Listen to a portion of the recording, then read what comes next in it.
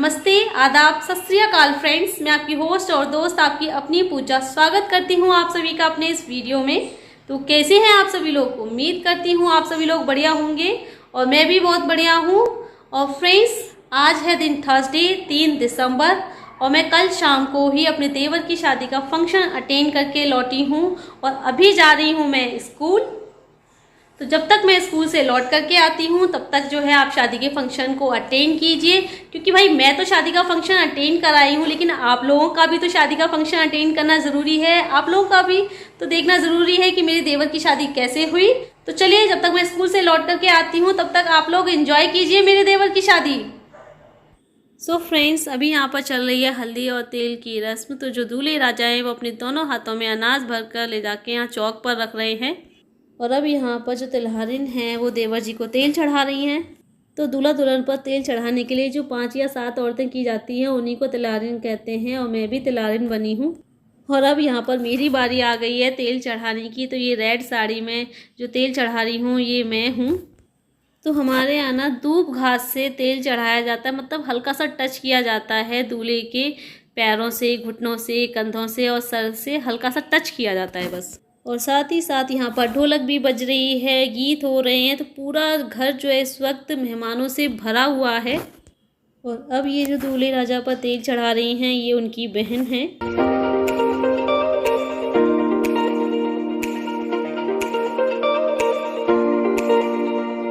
यहाँ पर अब हम ननद भाभी का हंसी मजाक चल रहा है। पूजा कर लेते पूजा। और अब शुरू हो गए हैं यहाँ पर गीत।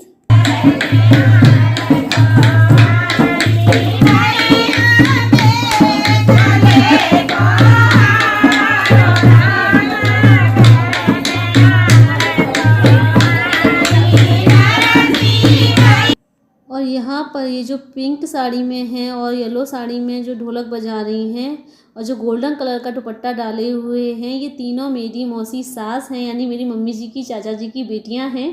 तो मम्मी जी के चाचा जी की 5 बेटियां हैं, उन्हीं में से एक के बेटे की शादी है। और ये मेरी 5 मौसी सास मेरी सगी मौसी सास के ही समान है, क्योंकि ये 5 मुझे उतना ही मान सम्मान और प्यार देती हैं जितना कि मेरी खुद की मौसी सास।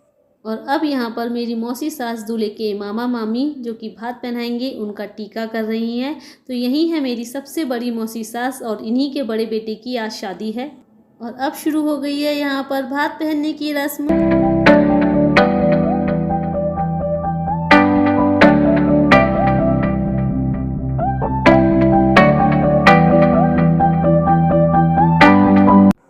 और यहाँ पर फिर शादी से एक दिन पहले देर रात तक खूब नाच गाना हुआ है, खूब मस्ती हुई है। तो यहाँ पर मेरी मौसी सास ढोलक पर डांस कर रही हैं।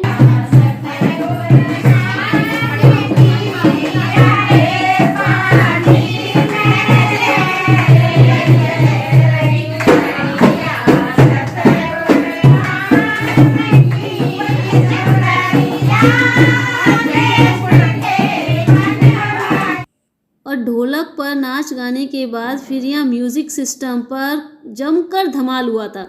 और मुझे ज़्यादा डांस नहीं आता, मैं सबसे मना कर रही थी कि भाई मुझे नहीं आता डांस वगैरह करना, लेकिन फिर भी यहाँ मेरे छोटे देवर जी ने ज़बरदस्ती हाथ पकड़ के खींच लिया।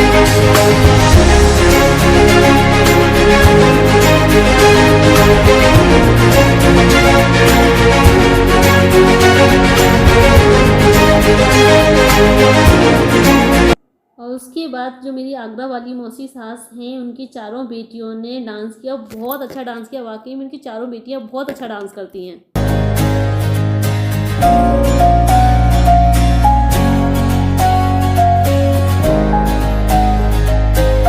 और हाँ फ्रेंड्स, आपको मेरा ये वीडियो 6 तारीख को देखने को मिलेगा और इस दिन मेरी एक सब्सक्राइबर हैं पूजा, उनके बेटे निकेत का 2nd बर्थडे है।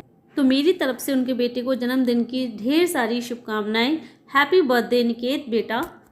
और अब ये जो वीडियो आप देख रहे हैं ये अगले दिन यानी शादी वाले दिन का है। तो अभी ना यहाँ पर दूल्हे राजा की पहनाई की रस्म हो रही है जो कि दूल्हे के जीजाजी करते हैं। तो ये जो दूल्हे के अगल और बगल में खड़े हुए हैं ये दोनों दूल्हे के जीजाजी हैं।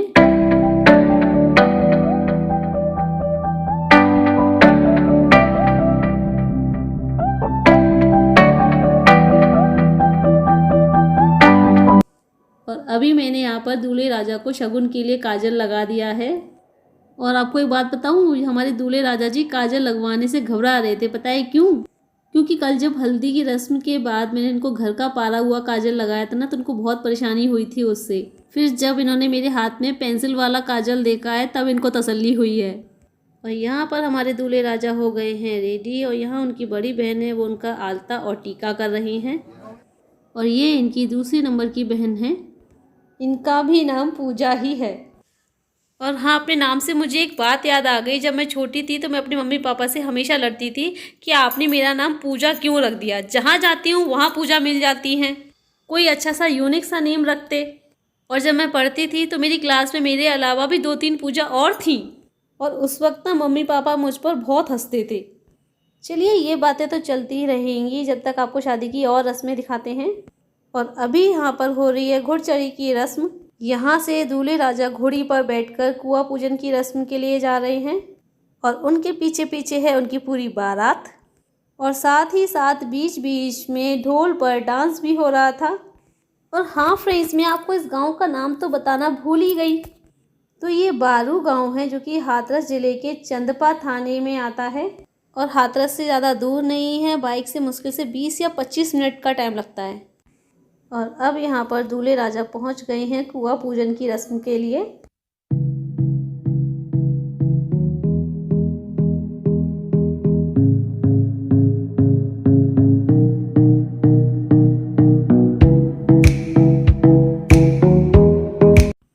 और ये कुआं सूखा है, इसमें बिल्कुल भी पानी नहीं है, और पता है ज़्यादा ये गहरा भी नहीं है। इसलिए दीदी ने पड़ोस से फिर एक लोटा पानी लेकर के कुएं में डाला।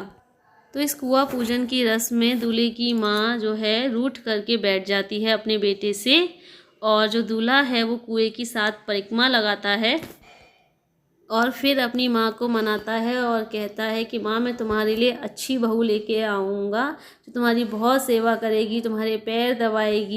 और इस तरीके से दूल्हा अपनी माँ को मनाकर वहाँ से उठाता है। तो हमारे यहाँ तो कुआं पूजन ऐसे ही होता है। आपके यहाँ कैसे होता है आप लोग ज़रूर बताइएगा। और अब यहाँ से दूल्हे राजा सीधे अब अपनी बारात के साथ रवाना हो जाएंगे अपनी दुल्हन को लेने, और जो औरतें अब घर में रह जाएंगी वो करेंगी रात में खोइया। तो यहाँ पर बारात के जाने के बाद शुरू हो गई है खोइया की रस्म, और इसमें ननद भाभी की जोड़ी को दूल्हा दुल्हन बनाया जाता है। तो मुझे यहाँ पर बनाया गया है दुल्हन, जो मेरी ननद है उनको बनाया गया है मेरा दूल्हा। वैसे तो ये खोइया की रस्म अब बहुत कम ही जगह होती है, शहरों में तो बिल्कुल ना के बराबर ही होती है, बिल्कुल ख़त्म ही सी हो गई है। क्योंकि शहरों में सभी लोग दूल्हे के साथ बारात में जाते हैं, दूल्हे के माँ बाप भी जाते हैं, तो घर पे कोई रहता ही नहीं है जो खोइया करेगा। लेकिन गांव में अभी भी शादी में खोइया की रस्म होती है, क्योंकि गांव में बहू बेटियों का बारात में जाना सही नहीं समझा जाता है। वैसे इस खोइया रस्म के बारे में जहाँ तक मैंने सुना है कि पुराने ज़माने के लोग कहते हैं कि बारात के चले जाने के बाद खोइया की रस्म इसलिए होती है ताकि पूरे घर में जगार बनी रहे, ताकि चोर लुटेरे ना आ सके। क्योंकि पूरे गांव के जेंट्स सभी बारात में चले आते थे, सिर्फ औरतें ही औरतें रह जाती थी पूरे गांव में। और अभी यहाँ पर 2 बेलन लिए गए हैं दूल्हा दुल्हन के रूप में, और उनको कलावे से एक दूसरे के साथ बांधा गया है, और इनकी जो है आपस में 7 फेरे लगाए जा रहे हैं। और इसके बाद फिर इनको खोलकर अलग अलग रख दिया जाएगा, ताकि ये आपस में टकराएं नहीं और बिल्कुल टच भी नहीं होने चाहिए। क्योंकि ये कहा जाता है अगर ये दोनों बेलन आपस में गलती से टच भी हो गए तो दूल्हा दुल्हन में लड़ाई हो जाएगी। नाउ फ्रेंड्स, मैं स्कूल से लौट के घर आ गई हूँ। तो चलिए बताइए, आपको मेरी देवर की शादी की रस्में कैसी लगी? आपने एंजॉय किया या नहीं किया? आई होप आपने एंजॉय किया होगा। और बाकी की जो रस्में रह गई हैं वो आपको मेरे नेक्स्ट वीडियो में देखने को मिलेंगी। तो चलिए इसी के साथ अपने आज की इस वीडियो को यहीं एंड करते हैं। मिलेंगे फिर आपसे जल्दी से एक नए अच्छे से ब्लॉग के साथ। तो जाने से पहले आप मेरे वीडियो को लाइक ज़रूर कर दीजिएगा, जो मेरे चैनल पे नए हैं वो चैनल को सब्सक्राइब ज़रूर कर दें। मिलेंगे जल्दी आपसे फिर एक नए अच्छे से ब्लॉग के साथ, तब तक के लिए बाय बाय।